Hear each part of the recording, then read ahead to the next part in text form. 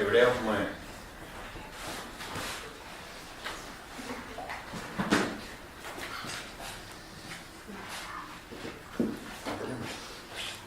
Ahora bien, aún el primer acto tenía ordenanzas de culto y un santuario terrenal. El santuario se construyó de tal forma que en su primera parte, llamada lugar santo, estaban el candelabro, la mesa y los panes sagrados. Voy a sacarlo para leerte. Detrás de la segunda cortina estaba la parte llamada lugar santísimo, el cual tenía un incensario de oro, y el arca del pacto cubierta de oro por todas partes. En la que estaba una urna de oro que contenía el maná, la vara de Aarón que reverdeció y las tablas del pacto. Sobre ella los querubines de gloria que cubrían el propiciatorio, de las cuales cosas no se puede ahora hablar en detalle. Y así dispuestas estas cosas en la primera parte continuamente para cumplir los oficios del culto, de mi culto. Pero en la segunda parte, solo el sumo sacerdote una vez al año, no sin sangre, la cual ofrece por sí mismo y por los pecados de ignorancia del pueblo. Dando el Espíritu Santo a entender con esto que aún no se había manifestado el camino al lugar santísimo, entre tanto que la primera parte del tabernáculo estuviese en pie.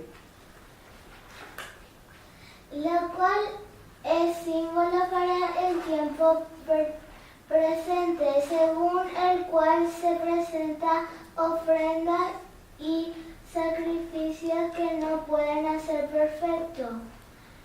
En cuanto a la conciencia al que practica este culto, ya que consiste solo de comidas y bebidas, de diversas alusiones y ordenanzas acerca de la carne, impuestas hasta el tiempo de reformar las cosas.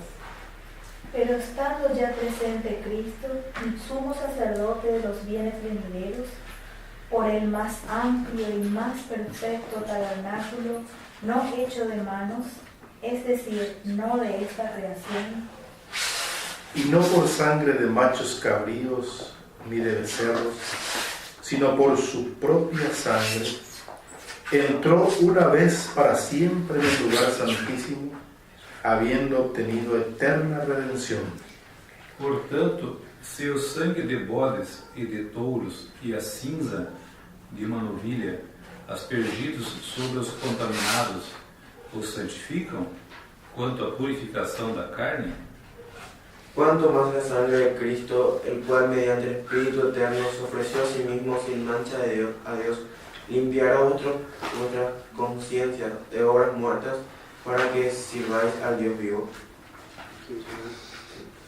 Así, por medio de Jesucristo, entramos en un nuevo pacto con Dios, porque Jesucristo murió para que Dios nos perdonara todo lo malo que hicimos cuando servíamos al primer pecado.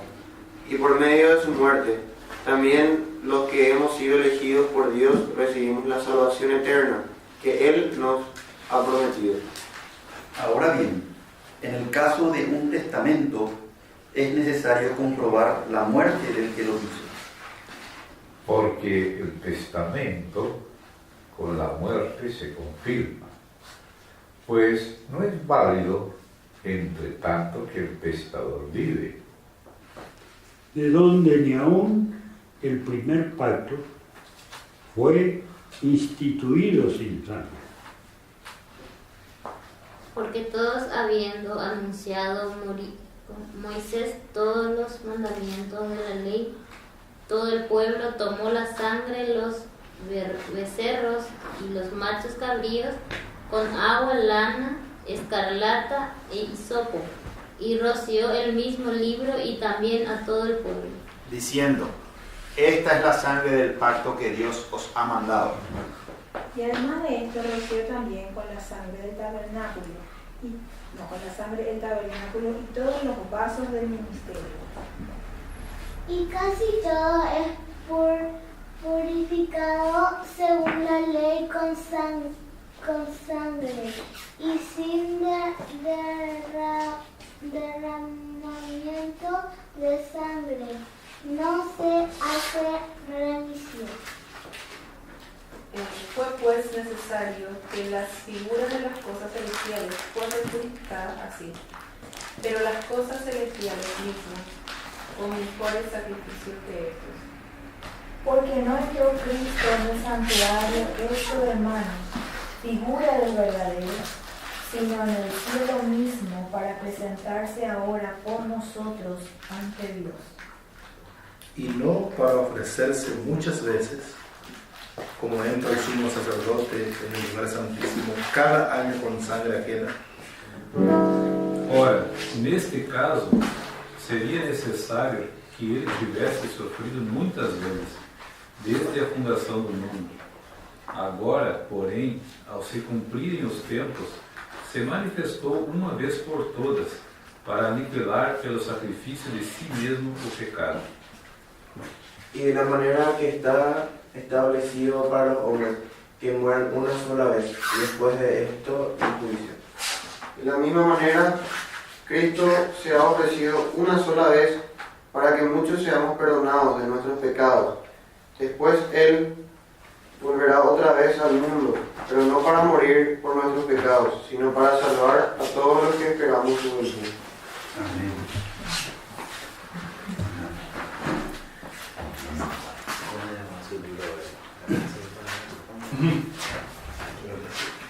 ¿Cómo se llamaba tu libro donde vos nos traducías a nosotros el lenguaje de ahora todo lo que representaba cada parte del templo, del tabernáculo en esa? Se llama La Casa y el Sacerdocio. Entonces tenemos más que el Señor puso justo en el momento preciso al que traduce. El que traduce está en todo. No, claro. Solo que hay uno que ya sabe más de eso. No. Es demasiado lindo. Confiemos en eso. Pero sí, vamos repitiendo por lo menos hay unas frases tan importantes que ahora la pena subrayar, y seguramente cada uno de nosotros subrayaría una diferente, o puede ser que también varias la misma, pero el Espíritu Santo cuando leemos nos toca con su palabra.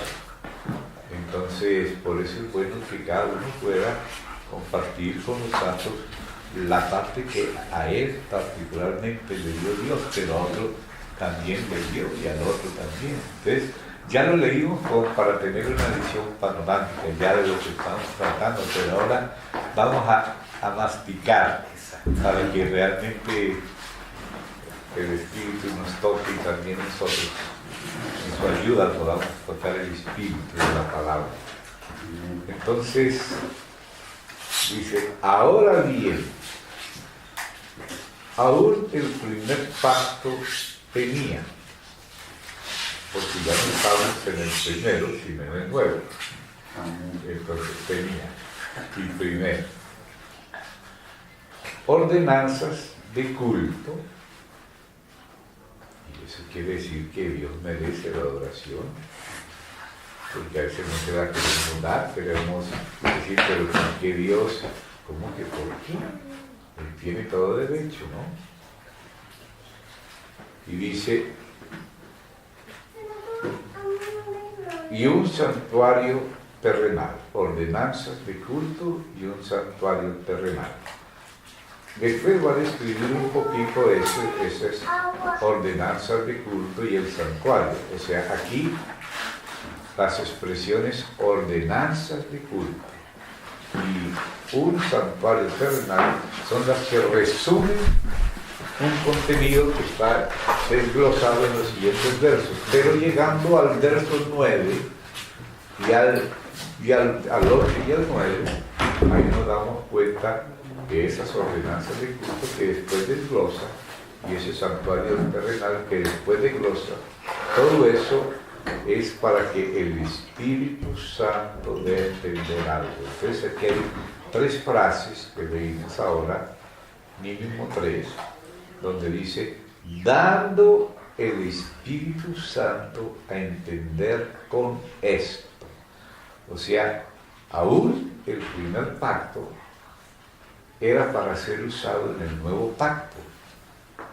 Si ustedes lo quieren ver aquí en el mismo Hebreos, ahí en el capítulo 3, en el verso 5 y 6 dice, y Moisés a la verdad fue fiel en toda la casa de Dios como siervo, y subraya esta frase, para testimonio de lo que se iba a decir.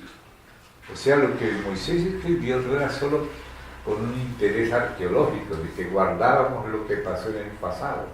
Sí, eso es legítimo, y también está incluido, pero dice que Moisés fue fiel para testimonio de lo que se iba a decir. O sea, no era solo para hablarnos de lo que pasó, sino de lo que iba a pasar, del sentido espiritual. O sea que esto, lo que se iba a decir, es el Nuevo Testamento. O sea que el Antiguo Testamento se escribió en función del Nuevo. Si leemos el Antiguo y no vemos el Nuevo, no estamos todavía viendo bien. No estamos todavía captando, porque aquí dice que hay 2 maneras, como también podemos marcar, ya volveremos ahí, pero es solo para digamos, asociar esto con pasajes que lo iluminan, porque dice así en la segunda a los Corintios 3, segunda a los Corintios 3, estamos hablando de Hebreos, pero a través de segunda a los Corintios 3, me disculpan que mi memoria porque mi Biblia está muy deshojada.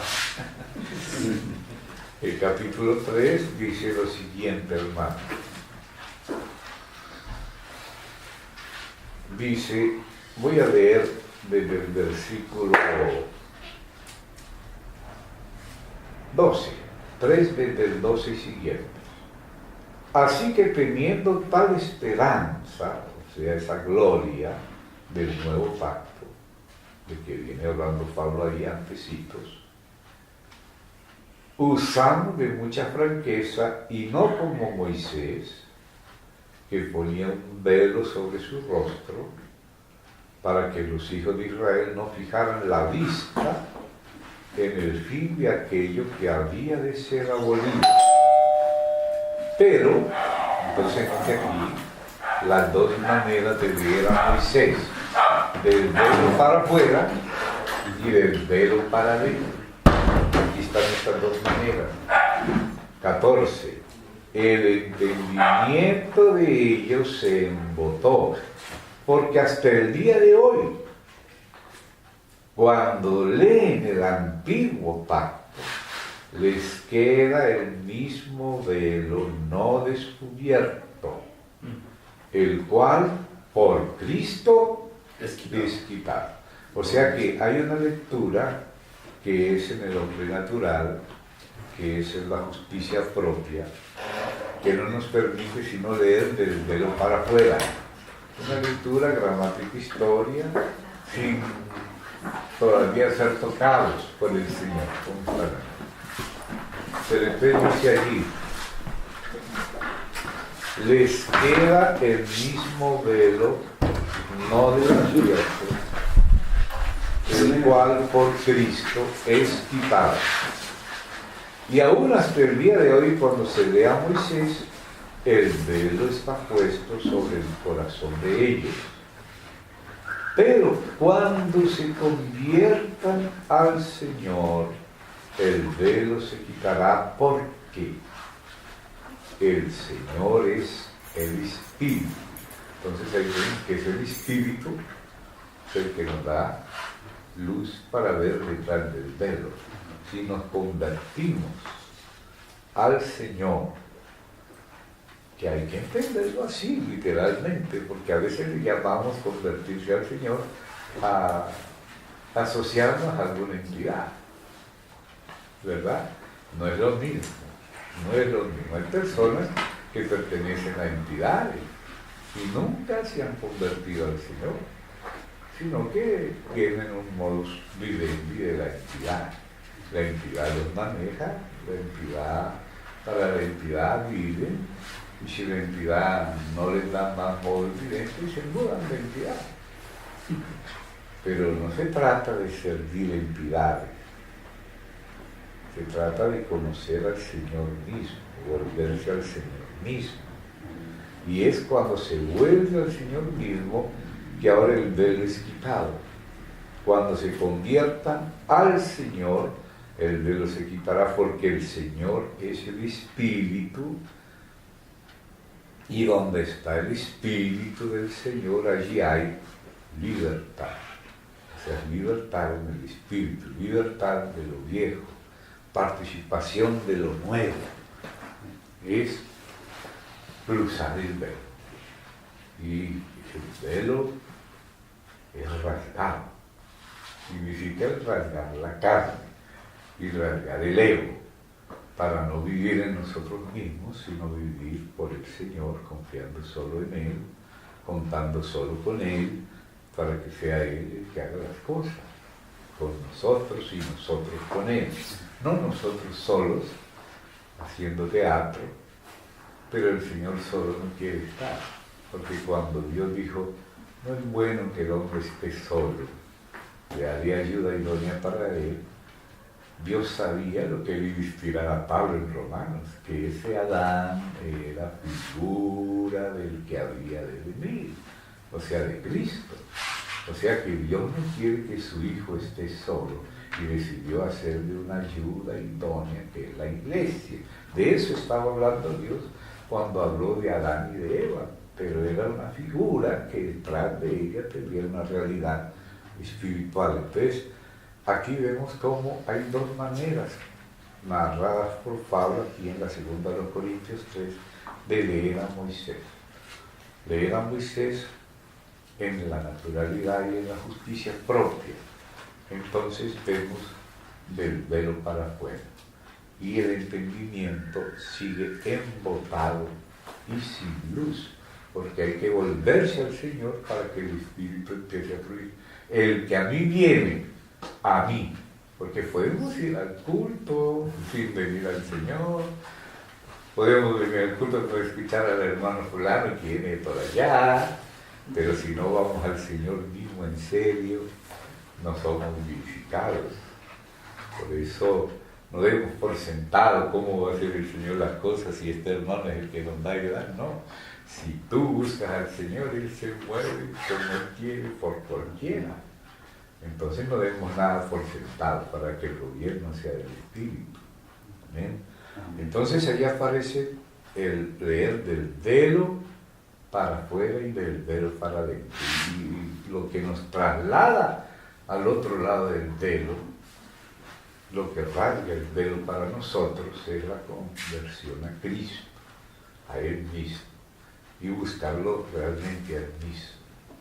Entonces, ahí es lo que vuelve a decir ahí en el 3, que todo esto de Moisés era para testimonio de lo que se iba a decir.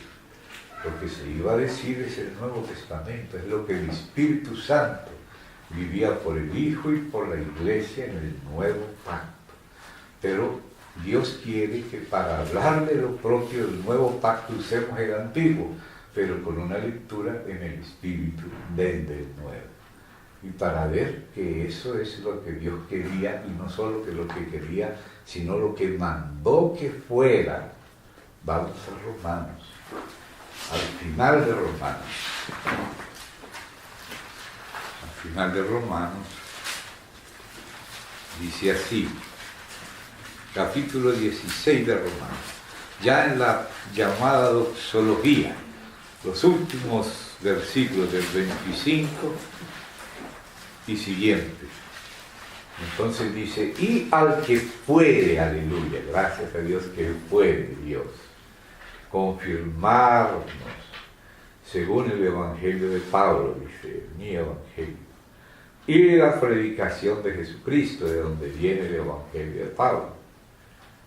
Según, la revelación del misterio que se ha mantenido oculto desde tiempos eternos, pero que ha sido manifestado ahora, es que saliendo detrás del velo hacia la luz. Ahora, ese ahora es el Nuevo Testamento, ese ahora es Cristo, ese ahora es el Espíritu. Entonces dice así, y que por las escrituras de los profetas, o sea, aquí se refería Pablo al Antiguo Testamento, las escrituras de los profetas, según el mandamiento del Dios eterno. O sea, el Dios eterno mandó que de ese misterio que estaba oculto se hable en el Nuevo, utilizando las escrituras de los profetas. O sea, utilizando el antiguo, pero para hablar de lo nuevo, para testimonio no solo arqueológico del pasado, sino de lo que se iba a decir. Lo que se iba a decir era lo que el Espíritu Santo de Cristo nos recuerda lo que enseñó y a la vez nos hace entender lo que Cristo dijo. Tengo muchas cosas todavía que deciros, pero ahora no las podéis sobrellevar. Pero cuando venga el Espíritu Santo, Él os conducirá a toda verdad, y Él os recordará lo que yo os he dicho, y Él os hará saber las cosas que han de venir. O sea, Cristo confió mucho en el ministerio del Espíritu Santo, mucho confió. Qué precioso. Entonces ahora, por eso dice aquí, según el mandamiento del Dios eterno, se ha dado a conocer que el misterio que estaba oculto y por medio de las escrituras de los profetas, se ha dado a conocer el misterio. Vamos a trasladar lo del verso anterior a este, que a eso se refiere. A todas las gentes, y eso me encanta, que Dios quiere esto para todas las gentes. Que a veces somos tan hipercalvinistas que decimos, no, Dios no quiere que se salven algunos, pero Dios quiere presentar perfecto en Cristo Jesús a todo hombre. Eso es lo que verdaderamente Dios quiere. Eso es lo que dice ahí en Colosenses. Colosenses dice clarísimamente, y mire, mejor el leerlo, porque todo esto estamos leyendo Hebreos en el resto del Nuevo Testamento. Colosenses dice lo siguiente, ahí pasando prácticamente del 1 al 2. Capítulo 1 dice, después de hablar de ese misterio, dice el misterio que había estado oculto desde, dice el 26, 1:26, desde los siglos y a pero que ahora, ese es el Nuevo Testamento, en Cristo, en el Espíritu, ahora ha sido manifestado a sus santos lo que se iba a decir. Y ahí luego en el 27 nos dice cuál es ese misterio. Ese es un verso importantísimo, que me lo voy a saltar, pero ya lo saben. ¿A quién? A ese Cristo en nosotros, esperanza de gloria, que ese es el misterio. Anunciamos amonestando a todo hombre, ese todo está en el corazón de Dios y debe estar en el nuestro, de la iglesia y de cada uno de los santos, enseñando a todo hombre y enseñando a cada uno de los hombres, a todo hombre en toda sabiduría, a fin de presentar perfecto en Cristo Jesús a todo hombre, para lo cual también trabajo y espero que nosotros también trabajemos para él. Hubo épocas en la historia de la iglesia donde teólogos discutían, como uno llamado Sepúlveda y otro llamado Victoria, Francisco Victoria, si acaso los indios tenían alma. discutían. Y había algunos como ese Sepúlveda que decía que no. O sea, que podían tomarse sus mujeres, sus tierras, el oro y todo, tranquilamente, los que eran como animales. Pero los que pensaban como Francisco Victoria, que sí tenía armas, por eso sirvió de base al llamado derecho internacional. Entonces, haciendo el teatro, llegaban los españoles y les leían una conminación a los indígenas en español, que no entendían sino los idiomas indígenas, para que aceptaran a Jesucristo como el Hijo de Dios y al rey de España como el rey de ellos. Y les ponían las dos cosas juntas. Y si no decían que sí, entraban en guerra considerando que la guerra era justa. Eso era el derecho torcido internacional de la época. ¿Será que son hombres? ¿Será que son solo animales? Eso discutían de los indígenas. Y claro que había algunos que pensaban que no, y otros que sí, tenían alma los indígenas. Pero eso lo discutían de los indígenas, no de los negros. De los negros ni lo preguntaban. Los tenían por animales. Yo me acuerdo allá en la Basílica de Chiquinquirá, que es como la Caacupé de Colombia, donde estaba el santuario, pues, donde adoraban a María. Decían que era con culto no lantérpico, sino con veneración, pero a la verdad adora más a María que a Jesús. Entonces, ahí sucedió ese asunto que cuando llegaban los negros que también se interesaban en irse al cielo y irse para el infierno, se acercaban, no los dejaban entrar en la catedral. Entonces les hicieron como una especie de corral afuera del atrio. Ellos tenían que quedar separados uno al lado del otro, dando espaldas al templo. Y ahí podían oír la misa. Qué distinto el Espíritu Santo, ¿verdad? Como dice Pablo, a quien anunciamos amonestando a todo hombre y enseñando a todo hombre en toda sabiduría, a fin de presentar perfecto en Cristo Jesús a todo hombre, para lo cual también trabajo, luchando según, no, que no es solo lucha, sino lucha según la potencia de Él, la cual actúa. Ese es el nuevo pacto. La actuación de la potencia divina a través de vasos de barro, como Pablo, como nosotros. Porque quiero que sepáis cuán gran lucha es la lucha de que habló en el 1, ahora en el 2. Sostengo por vosotros, note para qué era esa lucha. Por los que están en la Odisea y por todos los que nunca han visto mi rostro, para que sean consolados sus corazones, unidos en amor hasta alcanzar. Parece que para poder alcanzar entendimiento hay que empezar por amor. Unidos en amor hasta alcanzar todas las riquezas de pleno entendimiento, a fin de conocer el misterio de Dios, Cristo, así dice el original, el misterio de Dios, : Cristo.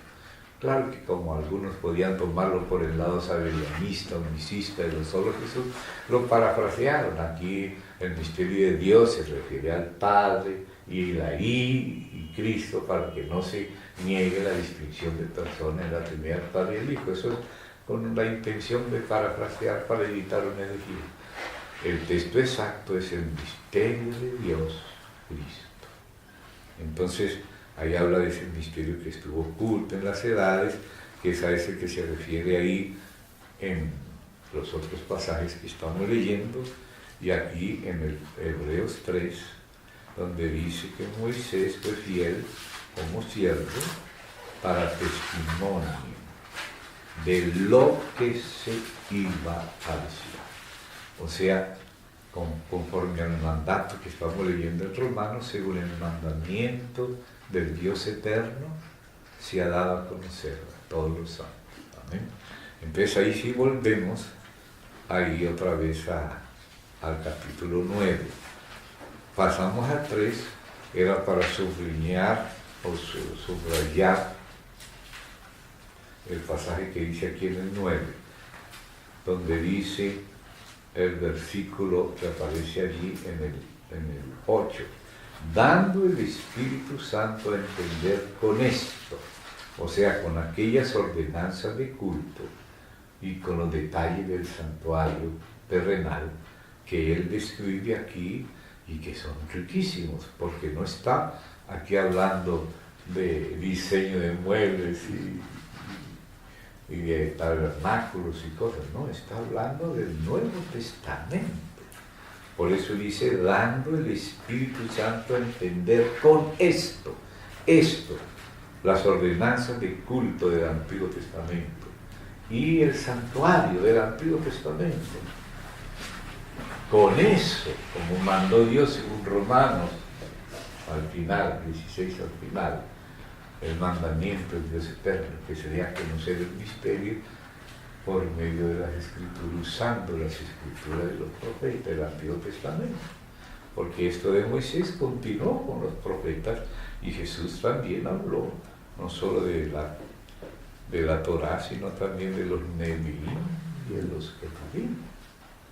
Ahí en Lucas 24 está claro que Jesús no era de la secta saducea, sino que concordaba más con los fariseos en incluir, además de Moisés, también a los profetas y a los demás escritos que son el Antiguo Testamento, que ese fue el que se tradujo al griego como la Septuaginta y el que en general, no en todos los detalles, pero en la mayor parte fue usado por los apóstoles cuando citan el Antiguo Testamento según la Septuaginta.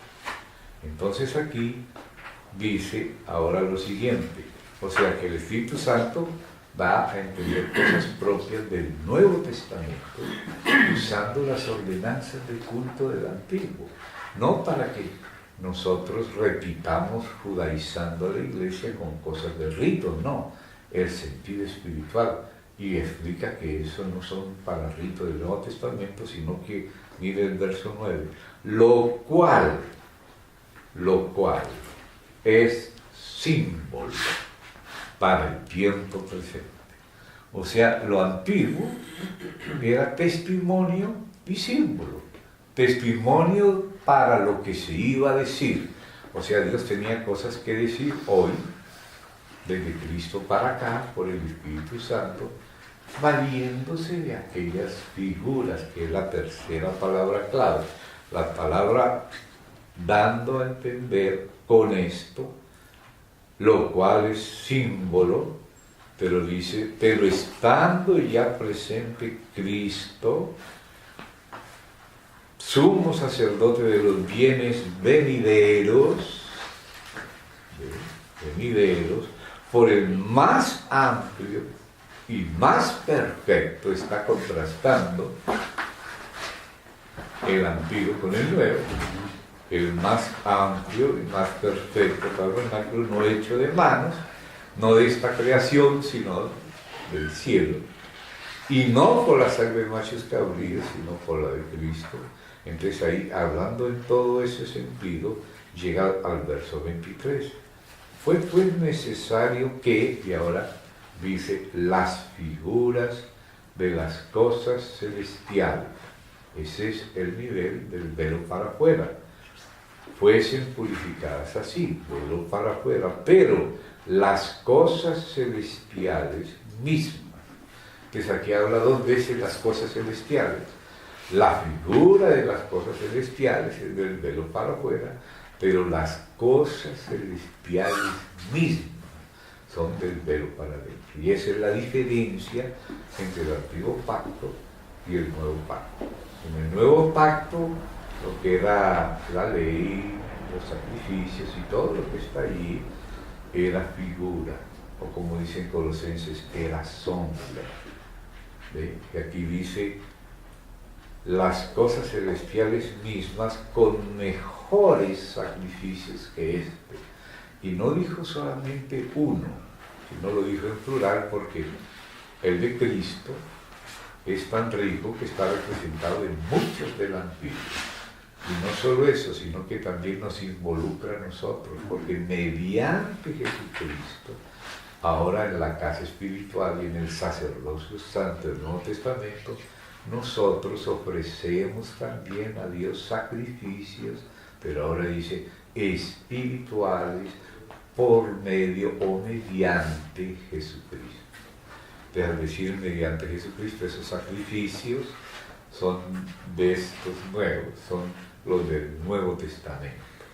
Y hay una larga serie de versículos que nos hablan cuáles son esos sacrificios del Nuevo Testamento que mediante Jesucristo ofrecemos a Dios y son agradables a Dios. Ya no como tratar de ganar méritos por medio de la justicia propia, sino en unión con Cristo hacemos las cosas que Él forma y nos guía y nos sustenta para hacer, y las hacemos con Él, guardando nosotros sus obras, como dice el que venciere y guardare mis obras. Y dice así como yo guardé las obras de mi Padre, el Padre ama al Hijo y el Padre le muestra lo que hace el Padre para que el Hijo lo haga igualmente, o sea, el Hijo con el Padre y el Padre con el Hijo. No el Padre solo ni el Hijo solo, sino el Hijo con el Padre y el Padre con el Hijo, y ahora nosotros también. Igualmente. Entonces, ahí volvamos otro poquito, vemos ahí cómo se van uniendo frases claves, ¿verdad? Dando el Espíritu Santo a entender, lo cual es símbolo. Y ahora dice el verso 10, impuestas esas cosas de afuera, los ritos exteriores, lo que se llama ordenanza de culto, ¿no? Según el cual se presentan ofrendas, sacrificios que no pueden hacer perfecto en cuanto a la conciencia al que practica ese culto.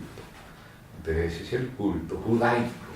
Por eso no se trata de judaizar la iglesia, sino de cristianizar a los judíos. De eso se trata por el Espíritu. Hoy en día el ecumenismo no quiere eso.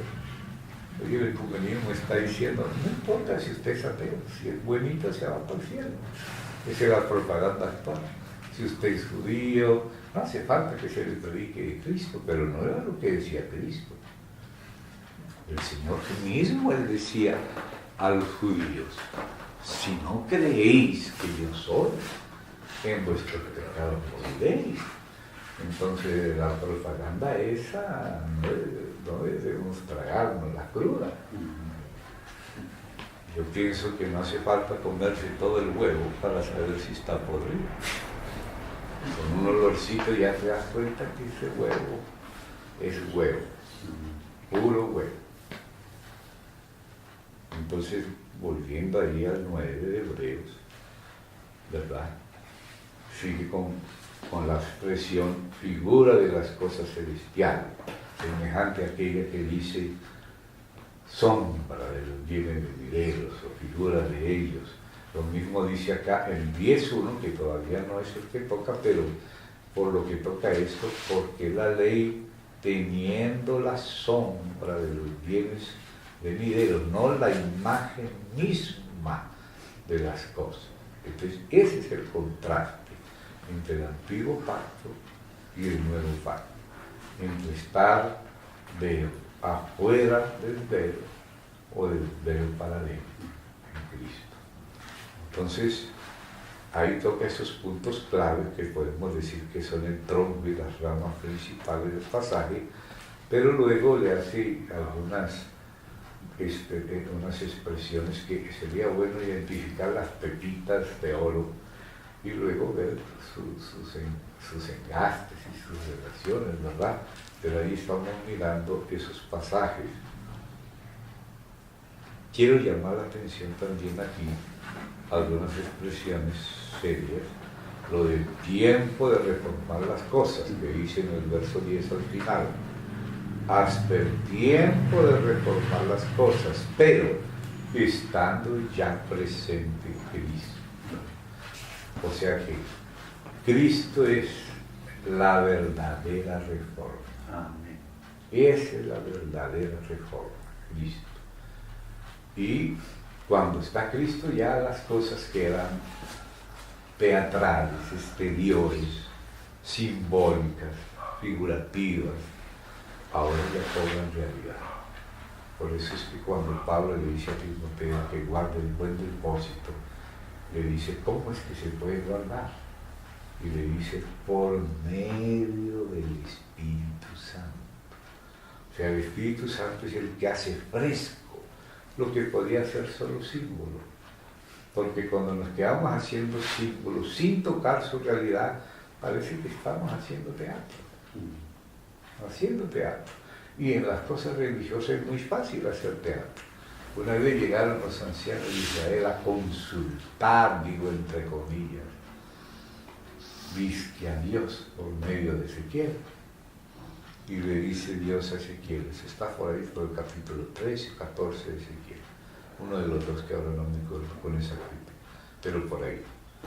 Dice Dios a Ezequiel, estos hombres ya establecieron su propio tropiezo en su corazón. ¿Acaso yo voy a ser consultado por ellos? O sea que hacían el paro, el teatro de consultar a Dios, pero ya habían decidido lo que ellos pensaban, lo que ellos querían, o sea que era como para aparentar, pero ellos ya estaban idolatrando su propia posición. No estaban preguntándole de verdad a Dios. Creían en lo que ellos querían, así como a veces leemos la Biblia a ver si encontramos las cosas que estamos buscando. Y hasta para traducir la Biblia a veces nos pasa algo que solemos decir, que la palabra traductor es muy cercana a la palabra traditor. ¿Qué quiere decir? Traductor es muy cercano a traditor, y traditor es traidor. O sea, si nosotros estamos torcidos y encontramos un pasaje que no concuerda con nuestra escuela torcida, queremos traducirlo torcidamente para que diga lo que dice nuestra escuela. En vez de enderezarnos nosotros hacia la palabra, torcemos la palabra hacia nosotros y la traducimos erradamente, y a veces esas tradiciones erradas que no son exegéticas sino de escuela, que no tienen el interés de mostrar lo que la palabra misma dice, sino que quieren que diga lo que a ellos les gustaría. Bueno, a veces empezamos leyendo un versículo, pero no decimos nada de lo que él dice. Pero lo que ayuda es la exposición de tus palabras alumbra. Pero si nos salimos de la palabra para decir la nuestra y al final decimos lo nuestro y no lo que ella dice. Entonces ahí es lo que está sucediendo y que tenemos que tener cuidado que no nos pase a nosotros. Porque eso es lo peor. Entonces ahora dice, estando ya presente, ese es el tiempo de reformar las cosas. Cristo es la realidad. Cristo es lo que nos hace reformar todo. O si no es viejo. Todo lo que no está en Cristo, en el Espíritu de Cristo, es viejo.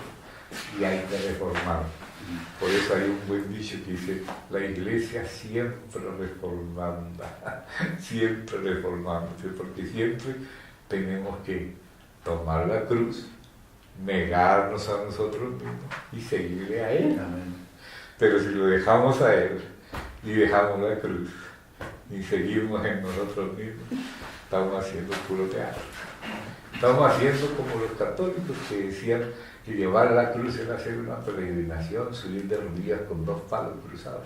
Llevar la cruz era cargar 2 palos por la calle, así, subir. ¿Será eso llevar la cruz? ¿Hasta qué punto podemos ser ciegos en el hombre natural, verdad, hermano? Como dice el Señor Jesús, viene la hora cuando cualquiera que os mate pensará que rinde servicio a Dios. Y están haciendo eso. ¿Tú crees que aquellos del ISIS que decapitan a los cristianos, lo hacen por querer ser malos, ¿no? Ellos de verdad han creído eso. Piensan que matando a los cristianos están haciendo culto a Dios, están defendiendo a Dios de lo que ellos consideran la peor blasfemia, confesar que Dios sí tiene un hijo y que Dios dijo, este es mi hijo, a él oír. Y para ellos oír eso es oír la peor blasfemia, por eso decapitan a los hermanos. O sea que hay mucho pensamiento y paradigma del velo para afuera, porque sin la revelación de Jesucristo mismo no se puede edificar la iglesia. La iglesia es edificada por Cristo mismo y por el Padre mismo y por el Espíritu mismo. Dice, no te lo reveló esto carne ni sangre, sino mi Padre te lo reveló. Y yo también te digo, también el Hijo revela, la revelación de Jesucristo que Dios nos da, el Espíritu Santo me glorificará. O sea que nadie conoce al Hijo sino el Padre, y el Espíritu que conoce las cosas profundas de Dios. O sea que si no es por el propio Padre y el propio Espíritu, no conoceremos a Cristo, sino que tendremos ideas. Y por eso el Señor hacía una clara diferencia. ¿Qué dicen los hombres que soy yo? Y luego le pregunta a los suyos. Y ya no les dijo qué dicen también ustedes hombres. Porque aunque somos hombres, lo que dice la iglesia es lo que dice el Espíritu. Si es la iglesia del Señor Jesús, que habla del Espíritu. ¿Ven? Entonces cuando el Señor dice, ¿y qué decís vosotros? Porque lo que dicen los hombres, lo dicen los hombres. Y el mundo los recibe, porque hablan del mundo. Pero a mí me aborrece, porque yo, dice el Señor, les muestro que hacen cosas malas y que son malos. Y a vosotros también nos aborrece porque me aborrece a mí. Pero cuando dice, ¿y qué decís vosotros? Eso lo que dice su iglesia es lo que el Padre revela, lo que el Hijo revela, lo que el Espíritu Santo revela. Y esa revelación de Jesucristo acerca de Él y también de Él y del Espíritu, esa es la única que de verdad edifica a la iglesia. Lo demás es cosa nuestra. En vano trabajan los edificadores si el Señor mismo no edifica la casa. En vano hace guardia la guardia, si el Señor mismo no guarda la ciudad. Si la guardia vela, pero sin el Señor no vemos nada. No vemos nada. Y solo se puede conocer al Hijo porque por el Padre, porque solo el Padre lo conoce, y claro, el Espíritu también de nuestro Padre, que escudriña lo profundo de Dios.